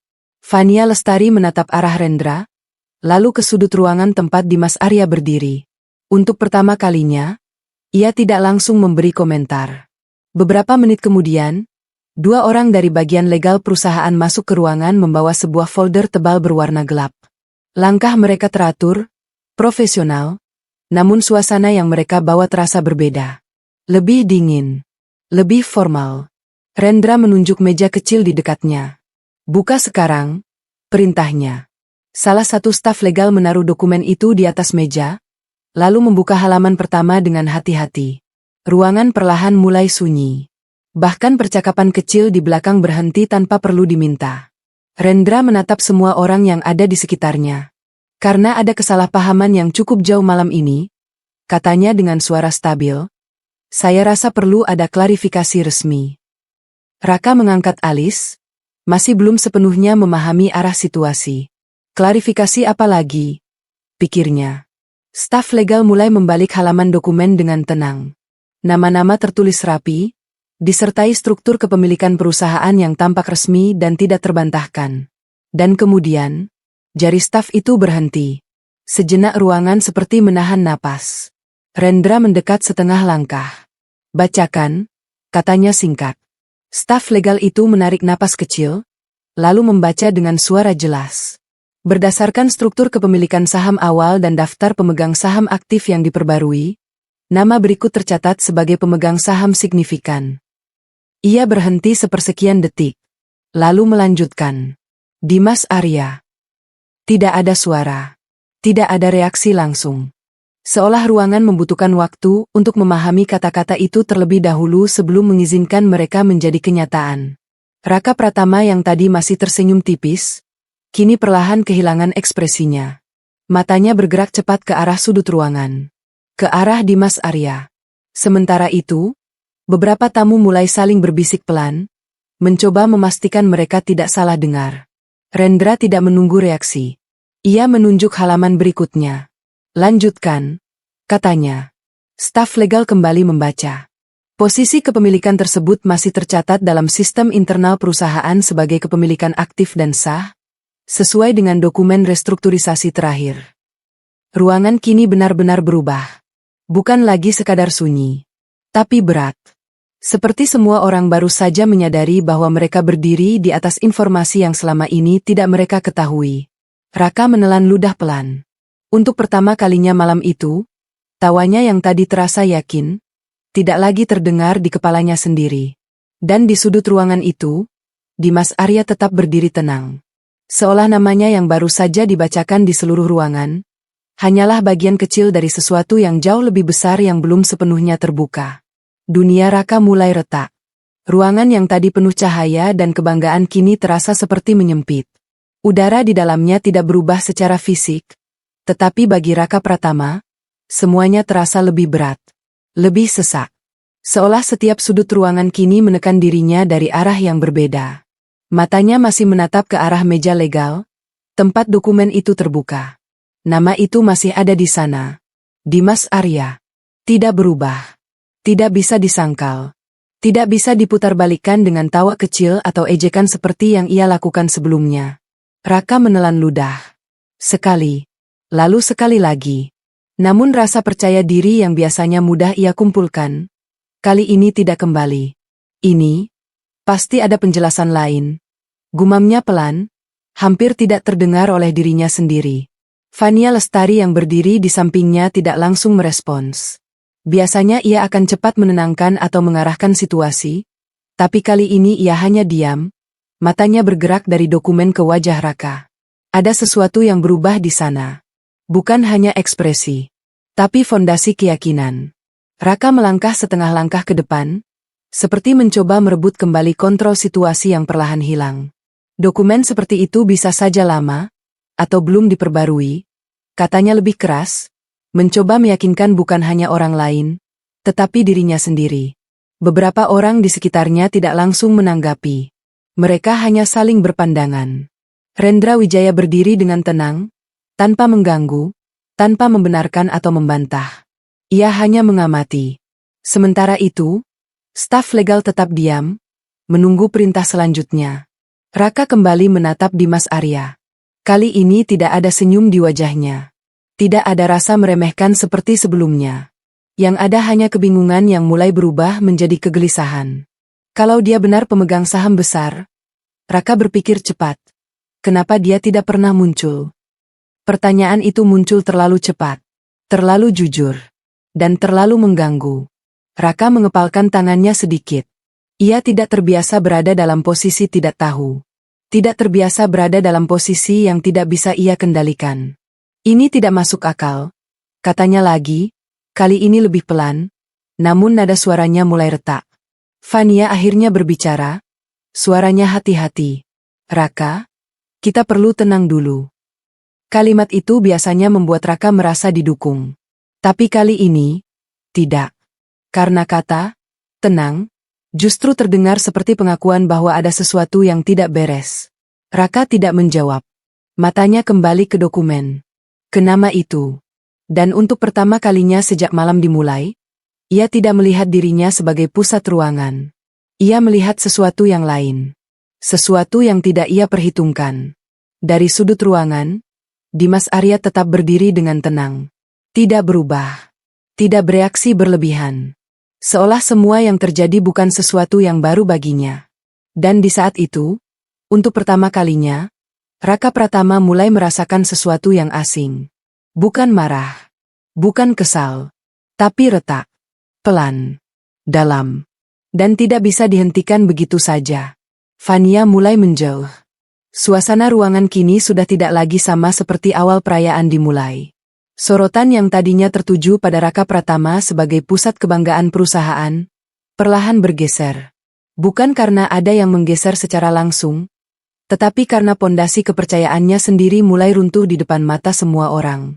Dan di tengah perubahan itu, Fania Lestari mulai melakukan sesuatu yang sangat halus, namun sangat berarti. Ia mulai menjaga jarak. Awalnya tidak terlihat jelas. Hanya satu langkah kecil ke samping saat Raka berdiri terlalu dekat. Lalu satu jeda singkat sebelum ia merespons ucapan Raka. Kemudian, tatapan matanya yang tidak lagi secepat tadi dalam mengikuti arah emosi Raka. Raka sendiri terlalu sibuk dengan kekacauan pikirannya untuk menyadari perubahan itu secara langsung. Ia masih berdiri di dekat meja, menatap dokumen legal yang terbuka, sesekali mengalihkan pandangan ke arah Dimas Arya yang tetap tenang di sudut ruangan. Namun Fania berbeda. Ia tidak berada dalam posisi emosional seperti Raka. Ia berada dalam posisi perhitungan. Dan perhitungan itu mulai berubah. Fania menatap Rendra Wijaya sekilas. Lalu ke staf legal. Lalu ke Dimas Arya. Satu demi satu informasi yang sebelumnya hanya terasa seperti gangguan kecil, kini mulai membentuk pola yang tidak bisa diabaikan. Kalau ini benar, pikir Fania, maka arah kekuasaan di ruangan ini sudah berubah. Ia menarik napas pelan. Kemudian melangkah sedikit menjauh dari Raka. Bukan langkah besar. Bukan langkah yang mencolok. Tapi cukup untuk menciptakan ruang di antara mereka. Raka akhirnya menyadari perubahan itu setelah beberapa detik. Fania. Panggilnya singkat, tanpa menoleh. Fania tidak langsung menjawab. Ia menunggu sepersekian detik. Lalu menjawab dengan nada yang lebih netral dibanding sebelumnya. Iya. Nada itu berbeda. Tidak lagi penuh dukungan yang tegas seperti awal malam. Lebih hati-hati. Lebih terukur. Raka mengernyit sedikit. Menurutmu ini masuk akal? Tanyanya, masih mencoba mencari pegangan. Fania melirik dokumen sekali lagi sebelum menjawab. Yang aku lihat sekarang, katanya pelan, bukan soal masuk akal atau tidak. Kalimat itu menggantung. Raka menoleh. Fania melanjutkan dengan sangat hati-hati. Tapi soal posisi. Raka diam. Karena ia tahu, dalam dunia yang ia banggakan, posisi adalah segalanya. Dan untuk pertama kalinya malam itu, ia tidak merasa berada di posisi yang jelas. Fania menggeser tubuhnya sedikit lagi, kini berdiri tidak lagi tepat di samping Raka, melainkan sedikit di belakang garis percakapan. Mereka. Seolah secara perlahan, ia keluar dari orbit yang sama. Raka menatapnya sekilas. Namun ia tidak berkata apa-apa. Karena sebagian dirinya masih berusaha menyangkal apa yang sedang terjadi. Sementara Fania, tanpa perlu mengatakan banyak hal, sudah mulai menata ulang langkahnya. Menjaga jarak. Mengamankan posisi. Dan memastikan bahwa ketika situasi ini benar-benar berubah arah, ia tidak berada di sisi yang salah. Nadira tetap tenang. Di tengah kegaduhan yang perlahan berubah menjadi kebingungan, Nadira Pratama tetap berdiri di tempatnya. Tidak maju. Tidak mundur. Tidak juga berusaha mengambil perhatian siapapun di ruangan itu. Seolah-olah semua yang baru saja terjadi, nama yang dibacakan, dokumen yang dibuka, perubahan ekspresi orang-orang di sekelilingnya, tidak membuatnya terkejut sedikitpun. Wajahnya tetap tenang. Terlalu tenang untuk situasi yang sedang mengguncang orang lain. Dimas Arya berdiri tidak jauh darinya. Ayahnya itu masih sama seperti sejak awal malam. Tidak banyak bicara, tidak bereaksi berlebihan, hanya mengamati dengan ketenangan yang sulit dijelaskan. Namun Nadira tidak menatapnya dengan rasa bingung. Tidak juga dengan pertanyaan. Justru sebaliknya. Ada sesuatu di sorot matanya yang menunjukkan bahwa ia tidak sedang menyusun ulang fakta, karena sebagian besar dari itu sudah ada di tempatnya sejak lama. Raka Pratama yang masih berdiri di dekat meja legal sesekali melirik ke arah Nadira. Untuk pertama kalinya malam itu, ia tidak melihat reaksi yang ia harapkan. Tidak ada keterkejutan. Tidak ada perubahan ekspresi. Tidak ada rasa kagum yang terlambat muncul. Hanya ketenangan. Dan itu justru membuatnya semakin tidak nyaman. Kenapa dia tidak kaget? Pikir Raka. Pertanyaan itu muncul tanpa ia sadari. Seolah ada sesuatu yang tidak ia pahami tentang istrinya sendiri. Nadira akhirnya mengalihkan pandangannya dari keramaian ke arah Raka. Tatapan mereka bertemu. Namun tidak ada emosi berlebihan di sana. Tidak ada kepuasan. Tidak ada pembalasan. Hanya ketenangan yang dalam. Seolah Nadira sedang melihat seseorang yang baru saja menyadari sesuatu yang sebenarnya sudah lama jelas. Raka menelan ludah. Ada sesuatu dalam tatapan itu yang membuatnya merasa kecil. Bukan karena Nadira berubah. Tapi karena persepsinya tentang Nadira yang ternyata selama ini tidak lengkap. Di sisi lain ruangan, Fania Lestari masih menjaga jarak, memperhatikan perubahan arah situasi dengan perhitungan yang semakin dingin. Direktur Rendra Wijaya tetap diam, membiarkan momen itu berjalan dengan sendirinya. Dan Dimas Arya, masih sama seperti sebelumnya, tenang. Tapi di tengah semua itu, Nadira tetap menjadi satu-satunya orang yang tidak terlihat seperti sedang berada dalam kejutan. Ia justru terlihat seperti seseorang yang sudah melihat arah cerita ini sejak jauh sebelum orang lain menyadarinya. Dan ketenangannya itu bukan kebetulan, melainkan pilihan. Pilihan untuk tidak bereaksi berlebihan terhadap sesuatu yang bagi orang lain baru saja mulai runtuh. Kalimat balik dari Dimas Arya. Ruangan masih dipenuhi sisa ketegangan yang belum sepenuhnya reda. Beberapa orang masih menatap dokumen di meja legal, seolah berharap ada penjelasan tambahan yang bisa mengubah makna dari apa yang baru saja mereka dengar. Namun semakin lama, semakin jelas bahwa tidak ada bagian dari malam ini yang bisa diputar kembali. Raka Pratama berdiri kaku di tempatnya. Tangannya yang tadi mengepal kini mulai terasa dingin. Kepalanya penuh dengan suara-suara yang saling bertabrakan, antara penolakan, kebingungan, dan sesuatu yang tidak ingin ia akui sebagai rasa takut. Di tengah semua itu, Dimas Arya akhirnya melangkah. Satu langkah. Lalu satu lagi. Tidak tergesa-gesa. Tidak mencari perhatian. Namun setiap langkahnya seperti membuat ruang di sekitarnya menjadi lebih sunyi dengan sendirinya. Beberapa orang tanpa sadar menyingkir sedikit, memberi jalan. Bukan karena ia meminta, tapi karena ada sesuatu dalam caranya berdiri yang membuat orang lain memilih untuk diam. Dimas berhenti tidak jauh dari pusat ruangan. Matanya tidak langsung tertuju pada Raka. Ia memandang seluruh ruangan sejenak, seperti menimbang suasana yang sudah terlanjur terbentuk.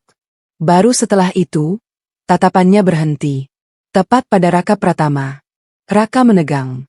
Untuk pertama kalinya malam itu, ia tidak mencoba tersenyum, tidak mencoba terlihat menguasai situasi. Karena ia tahu, ini bukan lagi situasi yang bisa ia kuasai. Dimas membuka suara. Pelan. Tapi jelas. Dan setiap kata yang keluar terdengar seperti sesuatu yang sudah dipikirkan lama, bukan reaksi sesaat. Orang miskin bukan yang tidak punya uang. Hening langsung turun lebih dalam. Beberapa orang menahan napas tanpa sadar. Dimas melanjutkan, suaranya tetap stabil, tidak meninggi, tidak merendahkan, hanya tegas. Tapi yang tidak punya adab. Kalimat itu jatuh. Tidak keras. Tapi menghantam lebih dalam daripada teriakan apapun yang terjadi sebelumnya. Raka terdiam. Matanya sedikit bergetar, bukan karena tidak mendengar, tetapi karena memahami bahwa kalimat itu tidak berdiri sendiri. Itu adalah jawaban. Untuk sikapnya. Untuk ucapannya tadi. Untuk seluruh cara ia memandang orang di ruangan ini sejak awal malam. Fania menoleh cepat ke arah Raka, lalu kembali menatap Dimas. Ia tidak ikut bicara, tapi posisinya semakin jelas. Ia tidak ingin terseret lebih jauh ke dalam apapun yang akan terjadi setelah ini. Rendra Wijaya tetap diam, namun sorot matanya menunjukkan bahwa ia memperhatikan setiap reaksi kecil yang muncul. Sementara itu, Nadira tidak terlihat terkejut. Ia hanya menutup matanya sesaat, seperti seseorang yang sudah tahu kalimat itu akan keluar pada waktunya. Raka akhirnya membuka mulut, tapi tidak ada kata yang keluar. Tidak ada satupun yang cukup kuat untuk berdiri di hadapan kalimat itu. Dan untuk pertama kalinya sejak malam dimulai, Raka Pratama tidak lagi merasa menjadi orang yang memegang kendali atas kata-kata di ruangan itu. Raka kehilangan kendali. Hening yang turun setelah kalimat Dimas Arya masih menggantung di udara, seperti kabut yang tidak segera menghilang. Raka Pratama berdiri di tengah ruangan itu dengan perasaan yang tidak pernah ia kenal sebelumnya. Bukan sekadar marah, bukan sekadar malu, tapi sesuatu yang lebih dalam, seperti tanah yang selama ini ia injak tiba-tiba kehilangan pijakan. Matanya bergerak cepat, menatap satu persatu wajah di sekelilingnya. Orang-orang yang tadi tersenyum padanya. Yang tadi mengangguk saat ia berbicara. Yang tadi mengikuti arah percakapannya tanpa ragu. Kini semuanya berbeda. Ada jarak di sana. Ada kehati-hatian.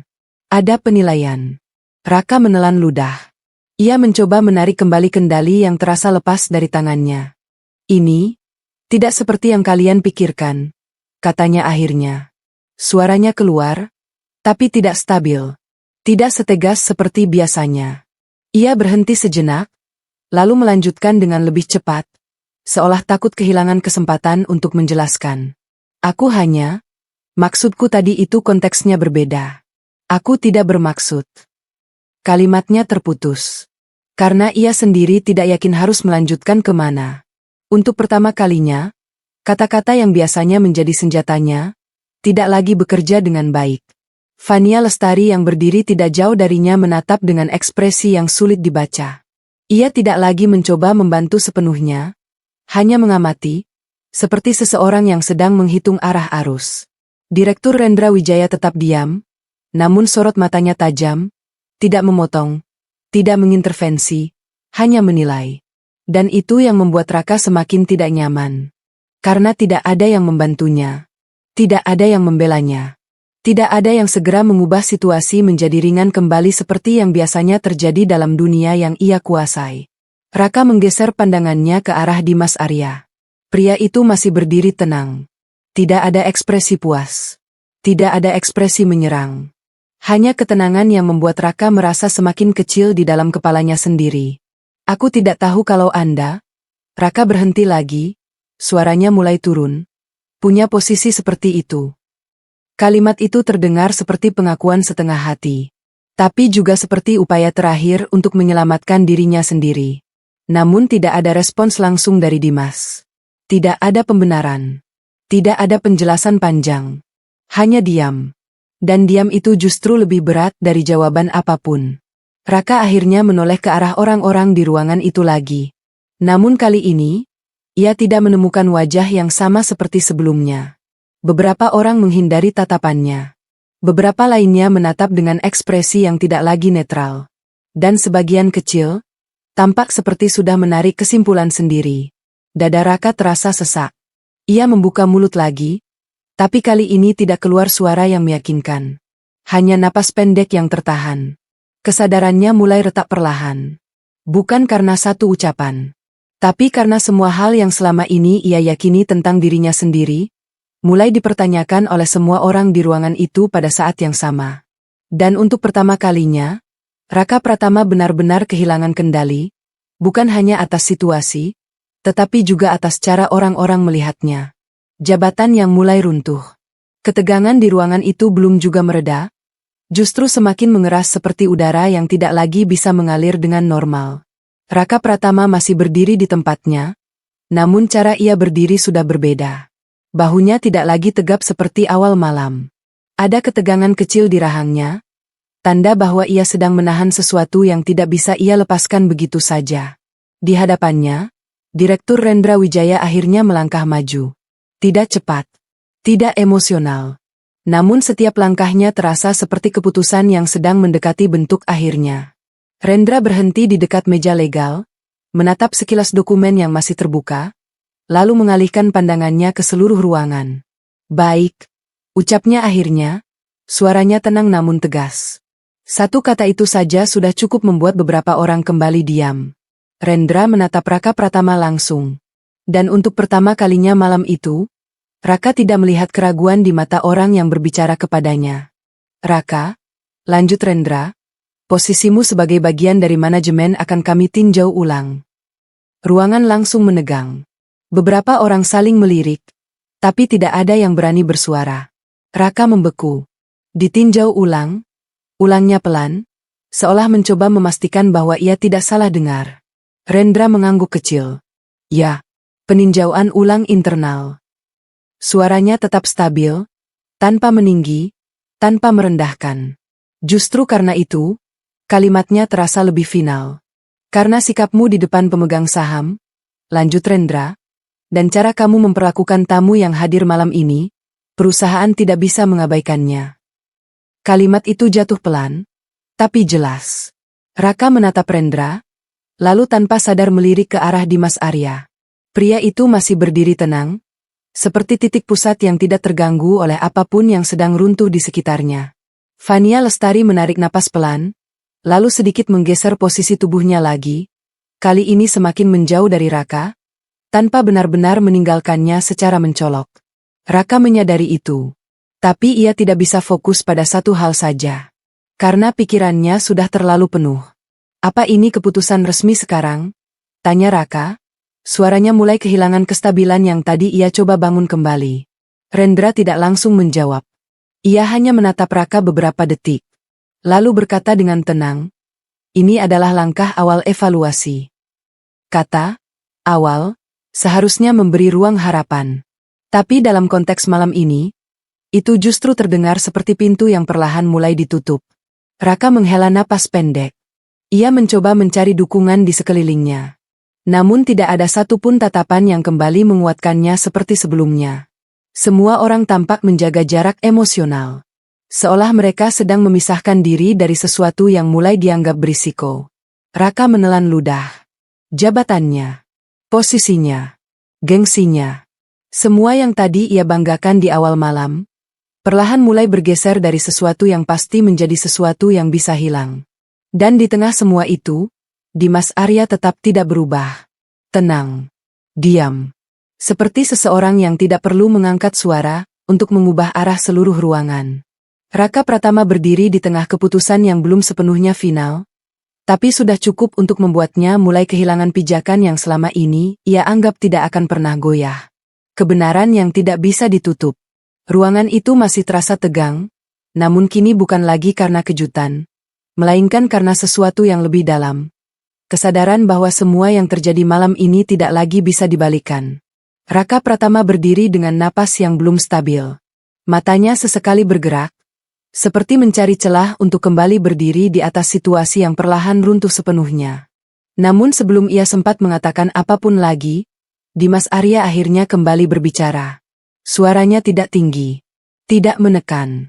Tapi justru karena itu, setiap kata terdengar lebih berat. Saya tidak pernah berniat membuat malam ini menjadi ajang pembuktian. Beberapa orang langsung menoleh ke arahnya. Raka mengerutkan kening. Dimas melanjutkan, masih dengan ketenangan yang sama. Saya memang tidak pernah menunjukkan identitas saya secara terbuka di lingkungan ini. Hening kembali turun. Lebih rapat dari sebelumnya. Raka menahan napas. Fania yang berdiri agak menjauh ikut menajamkan perhatian. Rendra Wijaya tetap diam, tetapi sorot matanya menunjukkan bahwa ia sudah memahami arah pembicaraan ini. Dimas menggeser pandangannya ke seluruh ruangan. Bukan hanya ke Raka, tapi ke semua orang yang sejak awal malam telah mengambil kesimpulan masing-masing. Alasannya sederhana, lanjut Dimas. Ia berhenti sejenak, lalu menatap lurus ke depan. Saya ingin melihat siapa yang benar-benar menghargai orang lain, tanpa dipengaruhi nama, jabatan, atau kekayaan. Kalimat itu tidak terdengar seperti pembelaan. Tidak juga seperti serangan. Lebih seperti penjelasan yang sudah lama disimpan. Raka menggeleng kecil, tidak percaya. Jadi, semua ini, suaranya terdengar serak. Anda sengaja. Dimas menoleh ke arah Raka untuk pertama kalinya secara langsung dalam beberapa menit terakhir. Dan tatapannya tidak marah. Tidak juga merendahkan. Hanya datar. Tindakan Anda malam ini, kata Dimas pelan, bukan sesuatu yang saya ciptakan. Kalimat itu membuat Raka terdiam. Dimas melanjutkan, lebih tenang lagi. Saya hanya tidak menampilkan siapa saya. Yang terlihat adalah diri Anda sendiri. Ruangan kembali sunyi. Tapi kali ini berbeda. Karena tidak ada lagi ruang untuk menyalahkan situasi. Tidak ada lagi ruang untuk menganggap ini kesalahpahaman kecil. Yang tersisa hanyalah kenyataan yang berdiri telanjang di tengah ruangan. Karakter setiap orang sudah terlihat, tanpa bisa disembunyikan lagi. Raka mengepalkan tangannya, lalu melepaskannya lagi. Seolah mencoba menahan sesuatu yang tidak bisa ia genggam. Apa maksud Anda selama ini Anda mengamati kami? Tanyanya akhirnya. Dimas tidak langsung menjawab. Ia mengalihkan pandangannya ke arah Nadira sejenak. Lalu kembali ke ruangan. Saya tidak mengamati untuk menghukum. Katanya akhirnya. Saya hanya ingin tahu, apakah orang-orang di sekitar saya bisa tetap manusia, bahkan ketika mereka merasa berada di atas orang lain. Kalimat itu membuat beberapa orang menunduk tanpa sadar. Fania menarik napas pelan, kali ini benar-benar menjaga jarak emosional. Rendra mengangguk kecil, seperti mengonfirmasi sesuatu dalam pikirannya sendiri. Dan Raka tidak lagi menemukan kata yang cukup kuat untuk membantah. Karena sekarang ia mulai menyadari sesuatu yang lebih tidak nyaman daripada kehilangan jabatan. Ia sedang berhadapan dengan kebenaran yang tidak bisa ditutup. Dan kebenaran itu tidak datang untuk menghancurkan. Hanya untuk memperlihatkan siapa yang sebenarnya sudah hancur sejak awal. Akhir dari kesombongan. Ruangan yang tadi terasa seperti panggung kebanggaan kini berubah menjadi ruang yang sunyi dan penuh kesadaran pahit. Lampu masih menyala terang, musik masih terdengar samar, dan orang-orang masih berdiri di tempatnya masing-masing. Namun bagi Raka Pratama, semua itu sudah tidak lagi sama. Ia berdiri di tengah ruangan. Tegak, tapi tidak lagi kuat. Tidak ada lagi kalimat yang bisa ia gunakan untuk menguasai keadaan. Tidak ada lagi senyum percaya diri yang biasanya ia pakai untuk menutupi keraguan. Yang tersisa hanyalah dirinya, tanpa lapisan yang selama ini ia banggakan. Matanya bergerak perlahan, melihat sekeliling. Orang-orang yang dulu ia anggap biasa kini terlihat berbeda di matanya. Bukan karena mereka berubah, tetapi karena cara ia memandang mereka yang akhirnya berubah. Dimas Arya masih berdiri tenang di kejauhan. Tidak mendekat, tidak menjauh. Seolah hanya memastikan bahwa semua yang terjadi sudah cukup untuk dipahami tanpa perlu tambahan kata-kata. Nadira juga tetap di tempatnya. Tenang. Tidak menghakimi. Tidak merendahkan. Justru itu yang paling menusuk bagi Raka, karena tidak ada kebencian yang bisa ia jadikan alasan untuk membela diri. Fania Lestari sudah benar-benar menjaga jarak sekarang. Tidak lagi berdiri di sisinya seperti sebelumnya. Seolah batas antara mereka sudah jelas, tanpa perlu dijelaskan. Dan Rendra Wijaya hanya mengamati dengan ekspresi yang sulit dibaca, seperti seseorang yang sudah menutup sebuah catatan dalam pikirannya. Raka menelan ludah. Kali ini tidak ada yang menuntutnya berbicara. Namun justru itu yang membuat pikirannya semakin bising. Aku? Suaranya keluar pelan, lalu terhenti. Ia mencoba lagi, tapi tidak ada kalimat yang terasa cukup benar untuk dilanjutkan. Akhirnya ia diam. Dan dalam diam itu, sesuatu dalam dirinya mulai runtuh sepenuhnya. Bukan jabatan. Bukan status. Tapi keyakinan lama bahwa dirinya selalu berada di atas orang lain. Ia menatap lantai sesaat. Lalu perlahan mengangkat kepalanya kembali. Dan untuk pertama kalinya malam itu, ia melihat dirinya tanpa kebanggaan. Hanya seorang manusia yang berdiri di tengah konsekuensi dari sikapnya sendiri. Kesombongan yang selama ini ia bawa, tidak dihancurkan oleh orang lain, tetapi oleh dirinya sendiri. Dan di momen itu, Raka akhirnya mengerti satu hal sederhana yang tidak pernah ia pikirkan sebelumnya. Bukan kekayaan yang menentukan harga diri seseorang, melainkan bagaimana ia memperlakukan orang lain ketika ia merasa paling tinggi.